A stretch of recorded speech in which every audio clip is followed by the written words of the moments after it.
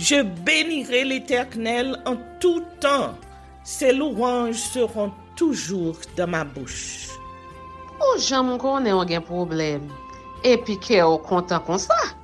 Ah, m'pas caché Dieu.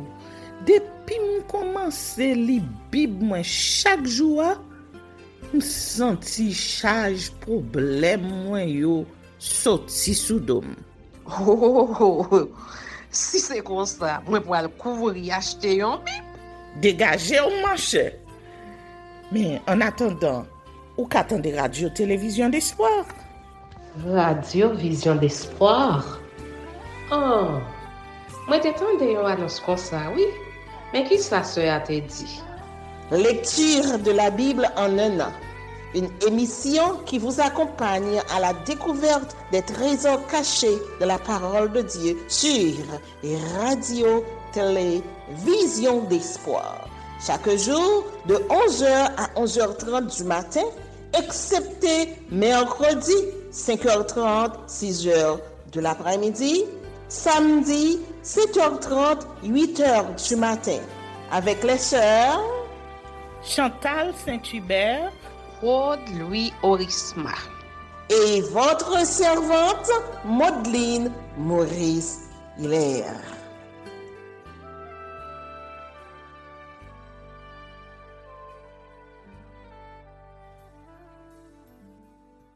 Saint-Esprit de Dieu, fais-nous la grâce de jouir de ta présence durant cette lecture qui enseigne, convainc, corrige, instruit et qui sauve.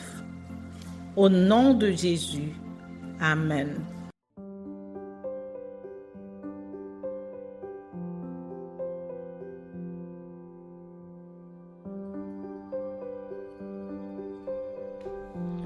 Job, chapitre 14. L'homme, né de la femme, sa vie est courte, sans cesse agitée. Il naît, il est coupé comme une fleur. Il fuit et disparaît comme une ombre. Et c'est sur lui que tu as l'œil ouvert. Et tu me fais aller en justice avec toi. Comment de naître souillé sortira-t-il un homme pur? Il n'en peut sortir aucun.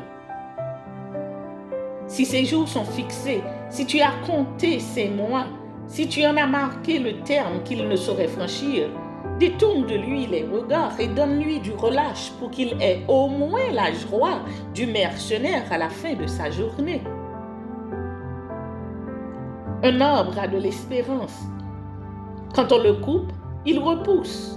Il produit encore des rejetons. Quand sa racine a vieilli dans la terre, quand son tronc meurt dans la poussière, il reverdit à l'approche de l'eau. Il pousse des branches comme une jeune plante. Mais l'homme meurt et il perd sa force. L'homme expire. Et où est-il? Les eaux des lacs s'évanouissent. Les fleuves tarissent et se dessèchent. Ainsi l'homme se couche et ne se relèvera plus. Il ne se réveillera pas tant que les cieux subsisteront. Il ne sortira pas de son sommeil. Oh, si tu voulais me cacher dans le séjour des morts, m'y tenir à couvert jusqu'à ce que ta colère fût passée et me fixer un terme auquel tu te souviendras de moi. Si l'homme, une fois mort, pouvait revivre, j'aurais de l'espoir tout le temps de mes souffrances jusqu'à ce que mon état vînt à changer. Tu appellerais alors et je te répondrais. Tu languirais après l'ouvrage de tes mains. Mais aujourd'hui, tu comptes mes pas. Tu as l'œil sur mes péchés. Mes transgressions sont scellées en un faisceau et tu imagines des iniquités à ma charge.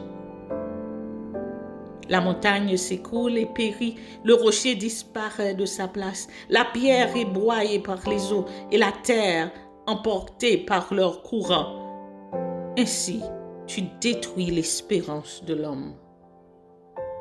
Tu es sans cesse à l'assaillir et il s'en va. tu le défigures, puis tu le renvoies. Que ses fils soient honorés, il n'en sait rien. Qu'il soit dans l'abaissement, il l'ignore. C'est pour lui seul qu'il éprouve de la douleur dans son corps. C'est pour lui seul qu'il ressent de la tristesse en son âme.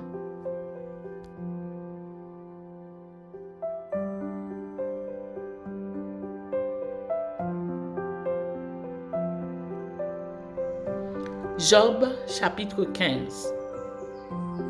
Second discours d'Éliphaz à Job. Éliphaz de Théman prit la parole et dit: Le sage répond-il par un vain savoir? Se gonfle-t-il la poitrine du vent d'Orient? Est-ce par d'inutiles propos qu'il se défend?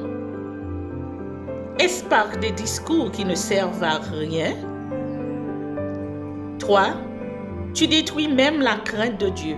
Tu anéantis tout mouvement de piété devant Dieu.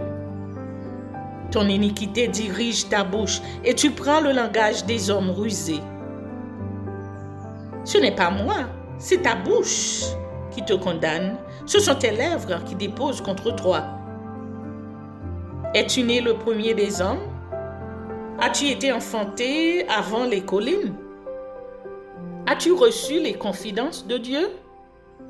As-tu dérobé la sagesse à ton profit? Que sais-tu que nous ne sachions pas? Quelle connaissance as-tu que nous n'ayons pas? Il y a parmi nous des cheveux blancs, des vieillards plus riches de jours que ton père. Tiens-tu pour peu de choses les consolations de Dieu et les paroles qui doucement se font entendre à toi? Où ton cœur t'entraîne-t-il et que signifie ce roulement de tes yeux? Quoi? C'est contre Dieu que tu tournes ta colère et que ta bouche exhale de pareils discours? Qu'est-ce que l'homme pour qu'il soit pur? Celui qui est né de la femme peut-il être juste? Si Dieu n'a pas confiance en ses saints, si les cieux ne sont pas purs devant lui, combien moins l'être abominable et pervers, l'homme qui boit l'iniquité comme l'eau? Je vais te parler, écoute-moi. Je raconterai ce que j'ai vu, ce que les sages ont fait connaître, ce qu'ils ont révélé, l'ayant appris de leur père. À eux seuls appartenait le pays, et parmi eux, nul étranger n'était encore venu. Le méchant passe dans l'angoisse tous les jours de sa vie, toutes les années qui sont le partage de l'impie. La voix de la terreur retentit à ses oreilles. Au sein de la paix, le dévastateur va fondre sur lui. Il n'espère pas échapper aux ténèbres. Il voit l'épée qui le menace. Il court çà et là pour chercher du pain. Il sait que le jour des ténèbres l'attend. La détresse et l'angoisse l'épouvantent. Elle l'assaille comme un roi prêt à combattre. Car il a levé la main contre Dieu. Il a bravé le Tout-Puissant. Il a eu l'audace de courir à lui sous le dos épais de ses boucliers. Il avait le visage couvert de graisse, les flancs chargés d'embonpoint, et il habite des villes détruites, des maisons abandonnées, sur le point de tomber en ruine. Il ne s'enrichira plus. Sa fortune ne se relèvera pas. Sa prospérité ne s'étendra plus sur la terre. Il ne pourra se dérober aux ténèbres. La flamme consumera ses rejetons et Dieu le fera périr par le souffle de sa bouche. S'il a confiance dans le mal, il se trompe, car le mal sera sa récompense. Elle arrivera devant le terme de ses jours et son rameau ne verdira plus. Il sera comme une vigne dépouillée de ses fruits, encore verts, comme un olivier dont on a fait tomber les fleurs. La maison de l'impie deviendra stérile et le feu dévorera la tente de l'homme corrompu. Il conçoit le mal et il enfante le mal. Il mûrit dans son sein des fruits qui le trompent.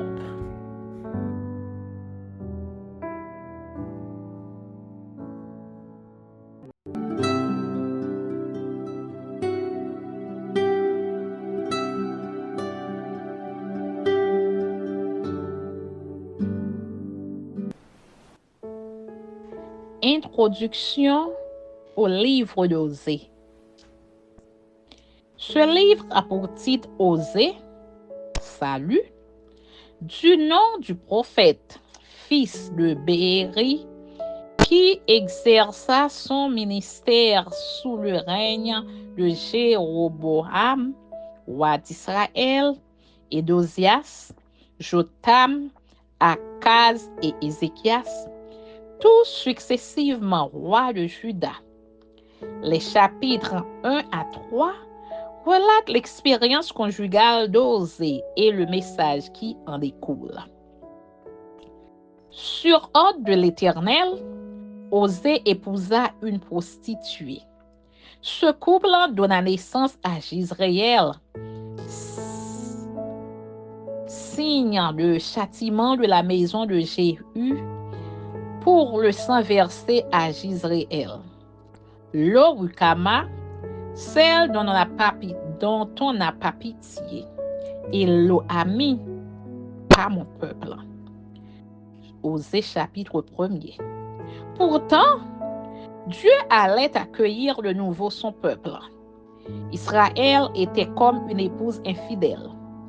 Néanmoins, Dieu voulait reconquérir son cœur. Osée chapitre 2. C'est dans le même but que le prophète Osée épousa Gomer et la mit à l'épreuve. Osée chapitre 3. Les chapitres 4 à 9 décrivent la situation d'Israël et sa signification spirituelle. C'est une situation de crise. Dieu y est en procès avec son peuple et les prêtres en sont accusés. À cause d'eux, un esprit de prostitution règne dans tout le pays. Osée chapitre 4. Tous, y compris le roi, furent avertis de la part de Dieu. D'ailleurs, une guerre entre Israël et Juda pointait déjà à l'horizon. Chapitre 5. Dieu était très déçu et même trahi par Israël. Les complots contre les rois, l'ingratitude du peuple et l'agression du prophète s'accompagnèrent d'un esprit de prostitution. Les chapitres 10 à 14 relatent les causes lointaines de l'infidélité du peuple de Dieu. Les cultes idolâtriques et la royauté devaient cesser. Chapitre 10. Car Dieu était comme un père déçu par son fils. Son amour l'emportera néanmoins. Face à la ruine imminente, Israël fut invité à abandonner le mensonge et l'imposture. Le chapitre 14 insiste sur le fait que l'amour de l'Éternel pour son peuple sera de plus en plus fort. Le peuple en guérira de son infidélité. Le prophète Osée comprend et présente de manière originale la relation entre Dieu et son peuple. Les images du Père et du Fils, et surtout celles de l'époux, expriment cette alliance unique entre Dieu et Israël. Courtiser Baal, c'est commettre un adultère, c'est se prostituer. Les faux dieux sont des amants, des rivaux du Seigneur. Tout effort de Dieu va donc viser à combattre l'infidélité de son peuple et à conquérir son cœur.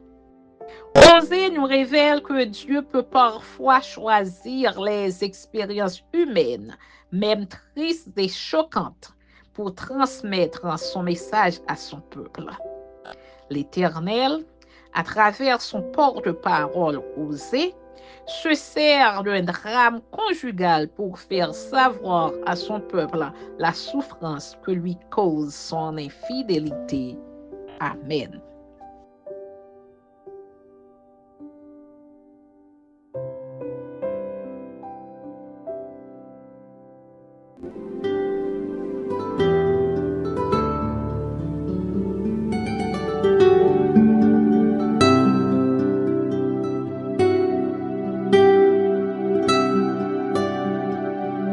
Merci Seigneur de nous donner le discernement dans la lecture de ta parole, que nous y prêtions attention afin d'appliquer notre cœur à la sagesse.